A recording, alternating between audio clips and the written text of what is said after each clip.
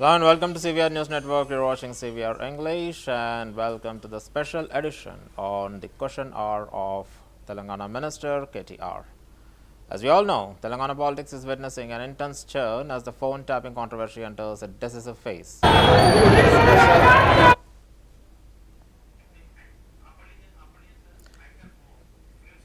The special investigation team has stepped up its probe and summoned BRS Working President KT Ramarao for questioning following the recent interrogation of former Minister Harish Rao. With allegations of illegal surveillance, misuse of intelligence, machinery, and questionable financial transactions now under scrutiny, the case has triggered a major political storm across the state.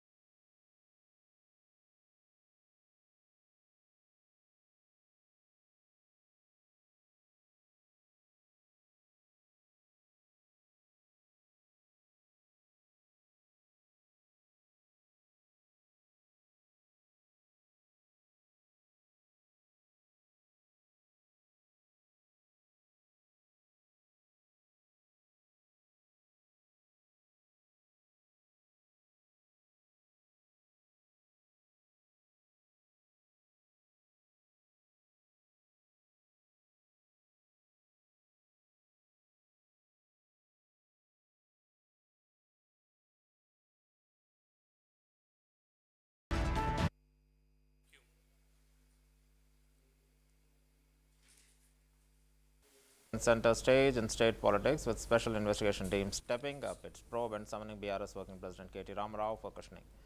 This development comes after SIT recently questioned former Minister Harish Rao and signals a crucial phase in an investigation that has been ongoing for nearly 2 years. ఒక్క official press meet ఎందుకు ఉండదండి phone tapping మీద ఒక్కరు బయటకు వచ్చి ఎందుకు మాట్లాడరు ఎన్ని రోజులు లీక్ల మీద బతుకుతావు జరిగింది తప్పు అంటున్నావు ఏం తప్పు జరిగింది చెప్పు ఇంకెన్ని రోజులు లీక్ల మీద బతుకుతావు ఎన్ని రోజులు లీకులు ఇచ్చుకుంటా ఫలానా వల్లదైంది ఇదైంది అల్లమైంది బెల్లమైంది పనికిమాలిన లీకులు తప్ప ఒక్క అధికారిక ప్రెస్ మీట్ ఈరోజు వరకు ఉందా సిట్టు కానీ ఇంకోటి కానీ లేదా మంత్రులు కానీ ముఖ్యమంత్రి కానీ ఒక్క మాట అధికారికంగా చెప్పిన పాపన పోయినరా ఏంది ఫోన్ ట్యాపింగ్ ఎవరి ఫోన్ ట్యాపింగ్ ఎక్కడ ఫోన్ ట్యాపింగ్ ఏం జరిగింది రాజకీయ వేధింపులకు ఇంకా విచిత్రం ఏంటంటే హరీష్ రావు గారి మీద కుట్ర ఎవరో ఒక ఆయన సిద్దిపేటలో ఆయన మీద రాజకీయ ప్రత్యర్థిగా ఉన్న ఆయనతోని కేసు పెట్టించారు పెట్టిస్తే హరీష్ రావు గారు న్యాయస్థానాన్ని ఆశ్రయించినారు హైకోర్టు పోయినారు హైకోర్టు కొట్టేస్తే ముఖ్యమంత్రి గారు ఆయన ఆరాటం ఎట్లాంటిదంటే హరీష్ రావు గారిని జైలుకు పంపాలని సుప్రీంకోర్టుకు పంపించినాడు ఈ కేసును, high court కొట్టిస్తే.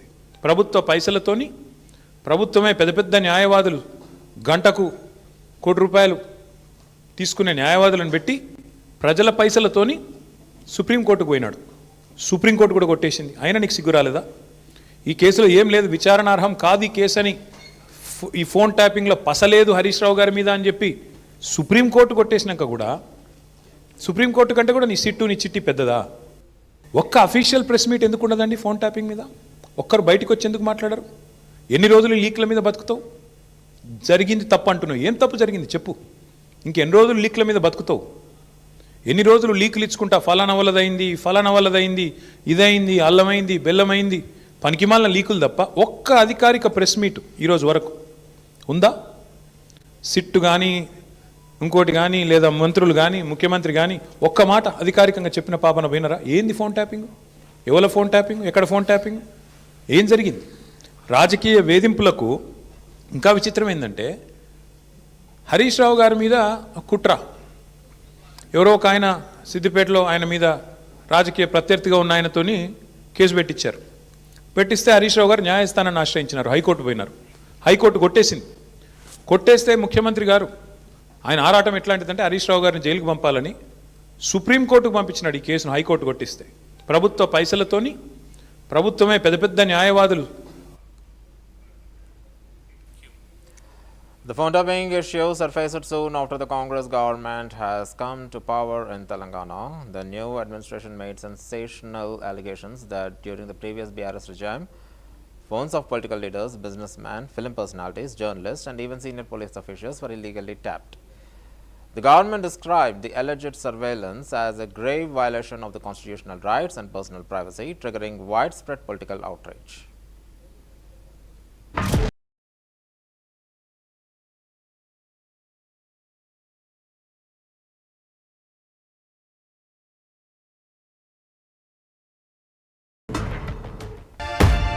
The controversial Telangana phone tapping case, which has shaken state politics, has taken a new turn today. BRS Working President KT Ramarao KTR appeared at Jubilee Hills Police Station to face questioning by the Special Investigation Team called SIT in connection with the ongoing investigation. KTR was summoned under Section 160 of the Criminal Procedure Code after the SIT determined his personal examination was necessary. The SIT has reportedly prepared a focused set of questions, probing his administrative decisions and alleged knowledge of phone surveillance during his tenure in government. ఇవాళ నేను ఏదో telephone ట్యాపింగ్లో ఏదో విచారణ క్రమాన్ని పిలిచారు. బరాబర్ పోతాం, పోయి అడుగుతా. ఏమడుగుతా? ఏం తప్పు చేసింది మా ప్రభుత్వం అని అడుగుతా. ఎక్కడ తప్పు జరిగింది అని అడుగుతా. ఇవాళ వారు సమాధానాలు చెప్పాలి నాకు. Earlier, senior BRS leader and former minister T. Harish Rao was questioned by the SIT, which examined the phones of several leaders allegedly intercepted during the BRS government's rule.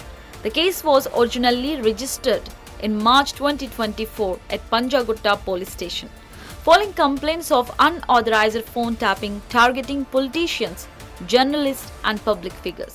భయభ్రాంతులకు గురి చేసే ప్రయత్నం చేస్తారు. బట్ ఎవరు ఎన్ని చేసినా తప్పు చేయని వాళ్ళు భయపడాల్సిన అవసరం లేదు. The city is currently led by Hyderabad Police Commissioner V.C. Sajjanar, with a team of senior officers carrying out a thorough investigation into the politically sensitive case. In a notable development, KTR's lawyer was not allowed inside the interrogation room, a move police defend as in line with a standard legal procedure, though critics have questioned the restriction. Responding to the summons, KTR described the investigation as a political vendetta and a diversionary tactic aimed at shifting focus from alleged governance failures and other controversies. He also questioned why senior police and intelligence officials who managed surveillance systems have not yet been questioned. Union Minister Bandi Sanjay welcomed the SIT notice, calling it a step toward accountability and demanding that the probe go beyond summoning opposition leaders, alleging that phones of several political figures, including his own, were tapped during the previous regime. కేంద్రంగా జరగలేదు, సిరిసిల్ల కేంద్రంగా జరిగింది. సిరిసిల్లలో కేసీఆర్ కొడుకు యువరాజు ఆడిందే ఆట పాడిందే పాట. అలా తనిఖీలు చేసే అధికారం లేదు. This case has also seen legal developments. the Supreme Court extended interim protection from arrest to former Special Intelligence Branch Chief T. Prabhakar Rao, a key accused citing his cooperation with the investigation. R.S. Praveen, BRS spokesperson, has strongly slammed the government, calling the SIT's actions a political vendetta targeting BRS leaders. He claimed that notices issued to party figures, including Harish Rao and KTR, are part of a deliberate strategy to malign the BRS. ఆనాడు భారత ప్రధానమంత్రి గౌరవ మన్మోహన్ సింగ్ గారు parliament వేదికగా వారే చెప్పారు, ఈ tapping నేరం కాదు, దేశ రక్షణ కోసం ట్యాపింగ్ చేయవచ్చు అని వారు చెప్పారు. ఆనాడు దివంగత రతన్ టాటా గారు ఫోన్లు ట్యాప్ అవుతున్నాయని చెప్పిన వెంటనే మరి మన్మోహన్ సింగ్ గారు దేశ భద్రత కోసం మేము 9,000 ఫోన్లు ట్యాప్ చేశాము, 500 ఈమెయిల్స్ మేము ప్రతి నెల కూడా మానిటర్ చేస్తున్నామని దివంగత ప్రధాని గౌరవ డాక్టర్ మన్మోహన్ సింగ్ గారే చెప్పారు. In his address, R.S. Praveen demanded a full probe into alleged scams and also raised questions about student deaths in residential schools, alleging that the government is diverting attention from real issues. He warned that the BRS will continue to fight back politically and legally, accusing Chief Minister Revanth Reddy of using state machinery to harass opposition leaders. Bureau Report, CVR English News.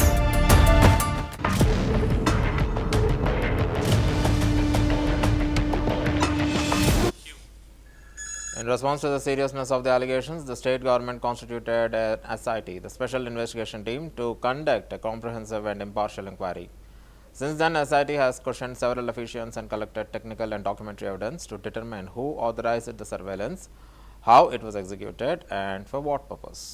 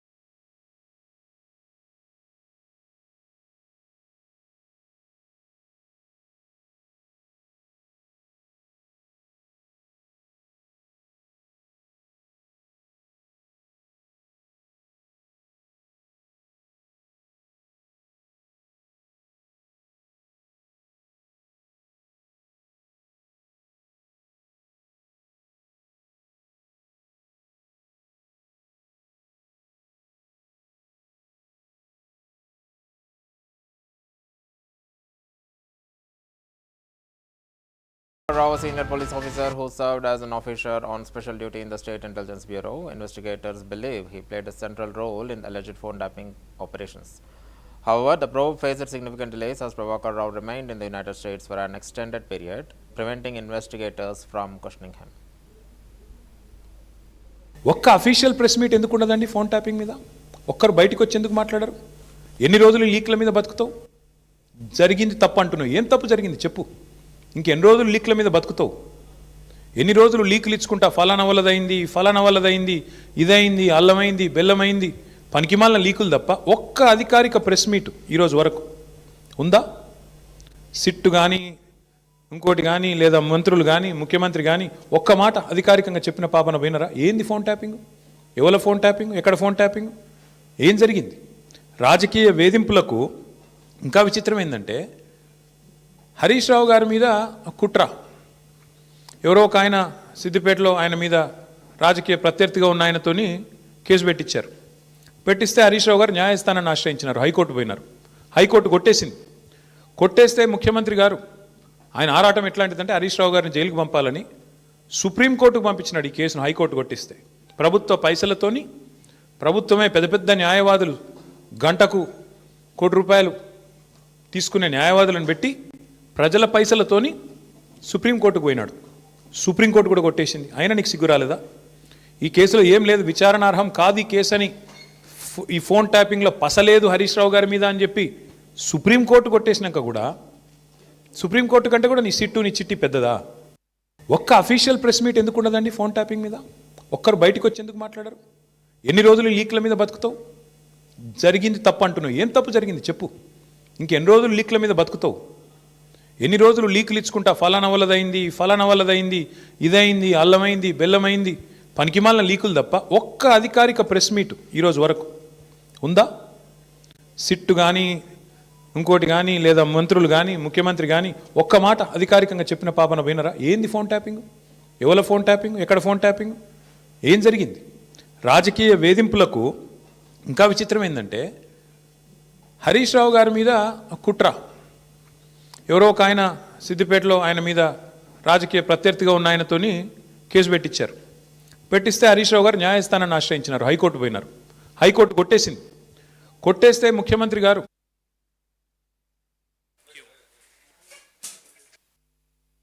Was issued against Prabhakar Rao. Following this, he returned from the US and appeared before the SIT for questioning. Sources say the information provided by him has helped investigators connect several missing links, leading to a renewed push in the investigation and summoning of senior political leaders.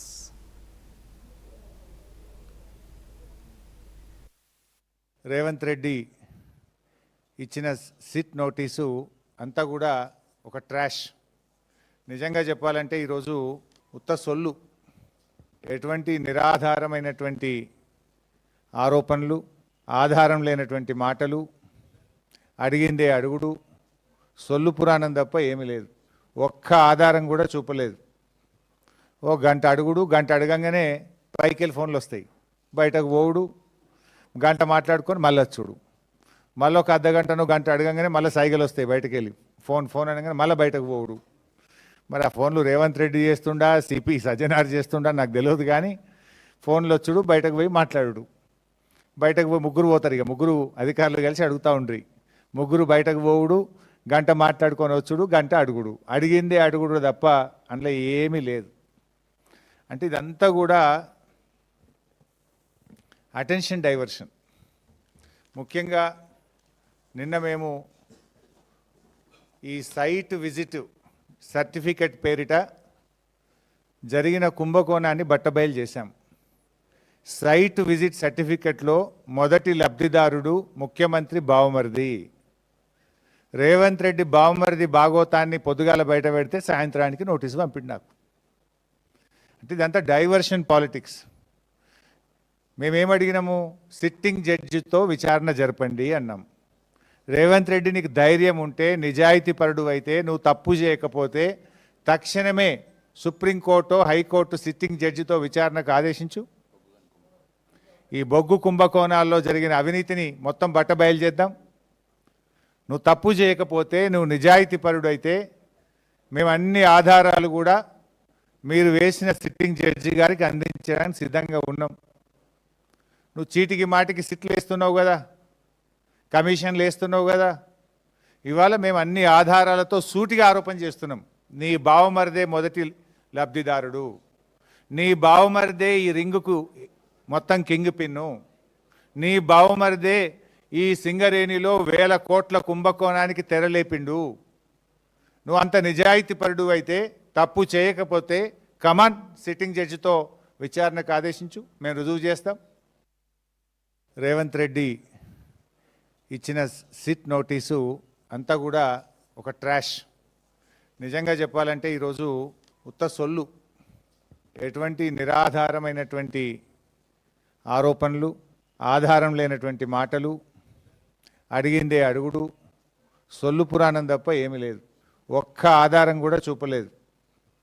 ఓ గంట అడుగుడు, గంట అడగంగానే పైకి వెళ్ళి ఫోన్లు వస్తాయి, బయటకు పోవుడు, గంట మాట్లాడుకొని మళ్ళీ వచ్చుడు, మళ్ళీ ఒక అర్ధగంటను గంట అడగంగానే మళ్ళీ సైకిల్ వస్తాయి, బయటకు వెళ్ళి ఫోన్ అనగానే మళ్ళీ బయటకు పోవుడు. మరి ఆ ఫోన్లు రేవంత్ రెడ్డి చేస్తుండా, సిపి సజ్జనార్ చేస్తుండా నాకు తెలియదు, కానీ ఫోన్లు వచ్చుడు, బయటకు పోయి మాట్లాడు. బయటకు పోయి ముగ్గురు పోతారు, ఇక ముగ్గురు అధికారులు కలిసి అడుగుతూ ఉండ్రి. ముగ్గురు బయటకు పోవుడు, గంట మాట్లాడుకొని వచ్చుడు, గంట అడుగుడు, అడిగిందే అడుగుడు తప్ప అందులో ఏమీ లేదు.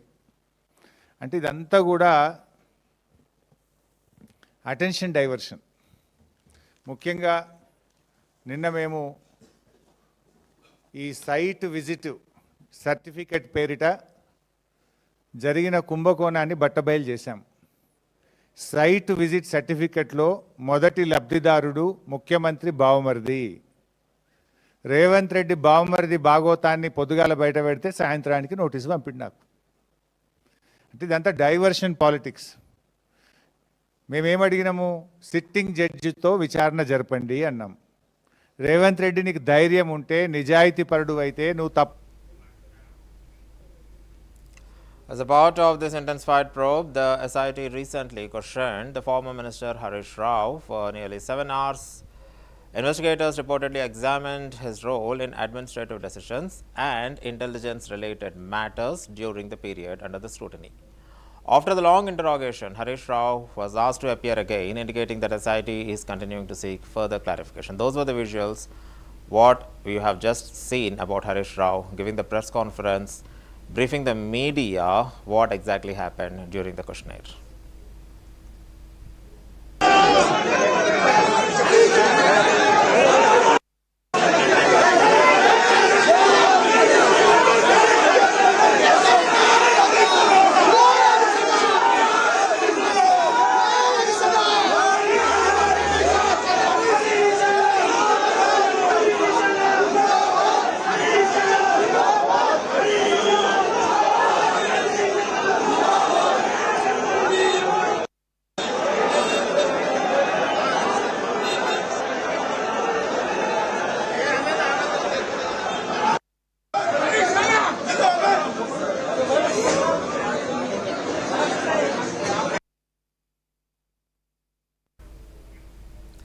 The investigation has now moved to an even more sensitive stage with the summoning of KTR. According to the sources, SIT's focus has expanded beyond the phone tapping to include alleged financial transactions linked to the BR's party.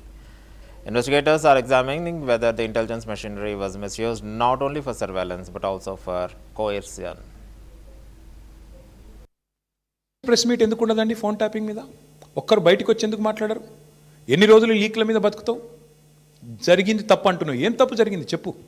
ఇంకెన్ని రోజులు లీక్ల మీద బతుకుతావు? ఎన్ని రోజులు లీకులు ఇచ్చుకుంటా ఫలానా వల్లదైంది, ఇదైంది, అల్లమైంది, బెల్లమైంది, పనికిమాలిన లీకులు తప్ప ఒక్క అధికారిక ప్రెస్ మీట్ ఈరోజు వరకు ఉందా? సిట్టు కానీ ఇంకోటి కానీ లేదా మంత్రులు కానీ ముఖ్యమంత్రి కానీ ఒక్క మాట అధికారికంగా చెప్పిన పాపన పోయినరా? ఏంది ఫోన్ ట్యాపింగ్? ఎవల ఫోన్ ట్యాపింగ్? ఎక్కడ ఫోన్ ట్యాపింగ్? ఏం జరిగింది? రాజకీయ వేధింపులకు ఇంకా విచిత్రం ఏంటంటే హరీష్ రావు గారి మీద కుట్ర, ఎవరో ఒక ఆయన సిద్దిపేటలో ఆయన మీద రాజకీయ ప్రత్యర్థిగా ఉన్న ఆయనతోని కేసు పెట్టించారు. పెట్టిస్తే హరీష్ రావు గారు న్యాయస్థానాన్ని ఆశ్రయించినారు, హైకోర్టు పోయినారు. హైకోర్టు కొట్టేసింది. కొట్టేస్తే ముఖ్యమంత్రి గారు ఆయన ఆరాటం ఎట్లాంటిదంటే హరీష్ రావు గారిని జైలుకు పంపాలని సుప్రీంకోర్టుకు పంపించినాడు ఈ కేసును. హైకోర్టు కొట్టిస్తే ప్రభుత్వ పైసలతోని ప్రభుత్వమే పెద్ద పెద్ద న్యాయవాదులు గంటకు ₹1 తీసుకునే న్యాయవాదులను పెట్టి ప్రజల పైసలతోని సుప్రీంకోర్టుకు పోయినాడు. సుప్రీంకోర్టు కూడా కొట్టేసింది. అయినా నీకు సిగ్గు రాలేదా? ఈ కేసులో ఏం లేదు, విచారణార్హం కాదు ఈ కేసు అని, ఈ ఫోన్ ట్యాపింగ్లో పసలేదు హరీష్ రావు గారి మీద అని చెప్పి సుప్రీంకోర్టు కొట్టేసినాక కూడా సుప్రీంకోర్టు కంటే కూడా నీ సిట్టు నీ చిట్టి పెద్దదా? ఒక్క అఫీషియల్ ప్రెస్ మీట్ ఎందుకు ఉండదండి? Former Minister KTR strongly accused Chief Minister Revanth Reddy of indulging in diversion politics. He stated that even if the SIT summons him 10 times in the phone tapping case, he is ready to appear for questioning. He said that there is no need to fear if one has done nothing wrong. KTR alleged that these conspiracies are being hatched to divert public attention from the 6 guarantees and the Singareni coal scam. He also accused the government of deliberately threatening him in the name of the cases. KTR lashed out at the ruling party, alleging that baseless links are being falsely attached to his name as a part of petty politics.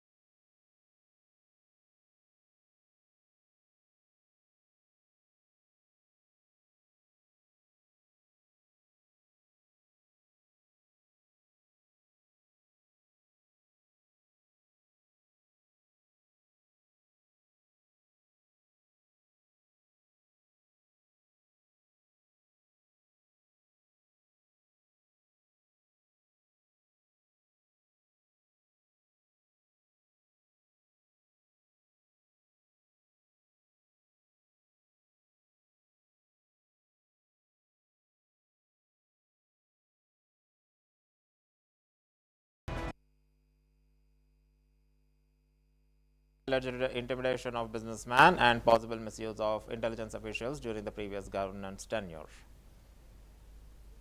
As news of KTR's questioning spread, political tensions escalated. Large number of BRS party leaders, supporters gathered near the SIT's office, accusing the ruling Congress of the political vendetta and demanding fair treatment for their leader. Anticipating law and order concerns, the police deployed heavy security around the SIT premises and regulated the movement in the area.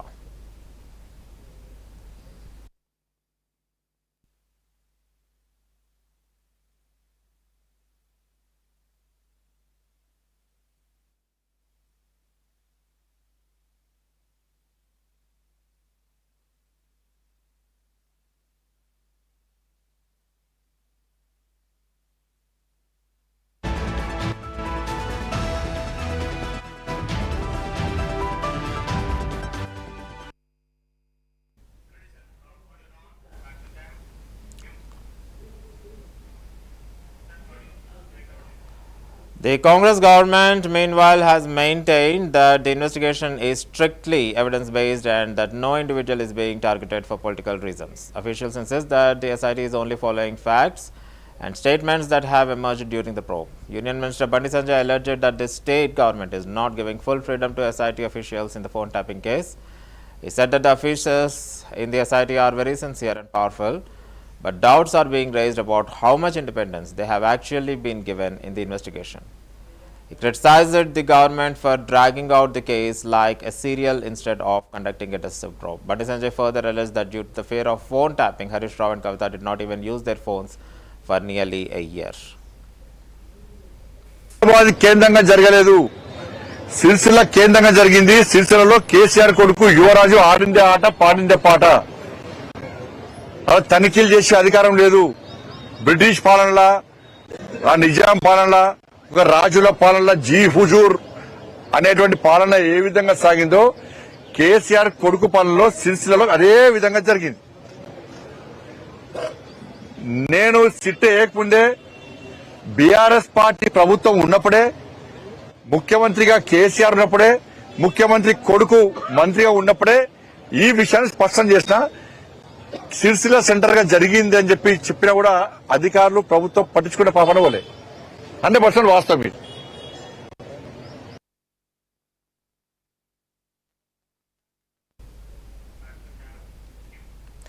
As the investigation continues, the phone tapping case has evolved into a broader inquiry into alleged abuse of power, illegal surveillance and questionable political funding. More summons are likely in the coming days, and the findings of the SIT could have far-reaching political and legal consequences in Telangana.